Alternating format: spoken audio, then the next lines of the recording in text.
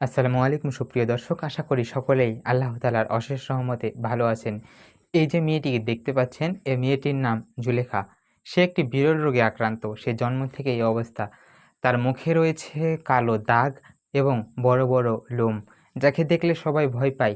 তার মা জানান যে ওই মেয়েটিকে এলাকার সবাই দেখলে ভয় পায়, তার কাছে কেউ আসে না। মাত্র 18 বছরে পা দিয়েছে সেই মেয়ে জুলেখা।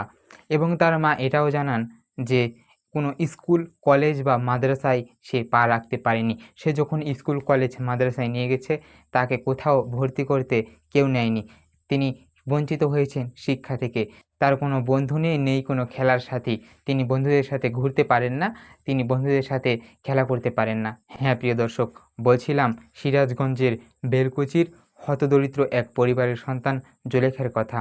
এবং সেই পরিবারটি জানান যে যদি সমাজের বিত্তবান মানুষের সাহায্য পায়, তাহলে হয়তো সে হাসির আলো দেখতে পাবে, সে খেলতে পারবে, সে বন্ধুদের সাথে আড্ডা দিতে পারবে। তার বয়স 18 হয়ে গেলে আর কোনো বন্ধু নেই। তিনি সবসময় তার একটি ঘর রয়েছে, ওই ঘরের জানালা দিয়ে বাইরে তাকিয়ে থাকেন। তার মাঝে একাকিত্ব কাজ করে।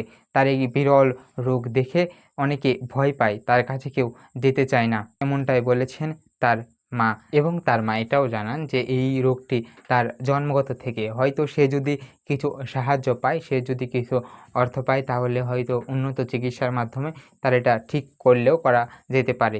প্রিয় দর্শক, সকলে ভিডিওটি শেয়ার করে দিবেন, অন্যকে দেখার সুযোগ করে দিবেন, যাতে আরও 10 জন দেখতে পারে, আপনার বন্ধুরা দেখতে পারে। আজকে এ পর্যন্তই। দেখা হচ্ছে নতুন কোনো ভিডিওতে আরও এক সত্য চাঞ্চল্যকর তথ্য নিয়ে। ততক্ষণ পর্যন্ত ভালো এবং সুস্থ থাকবেন। আজকে এখানেই বিদায় নিচ্ছি।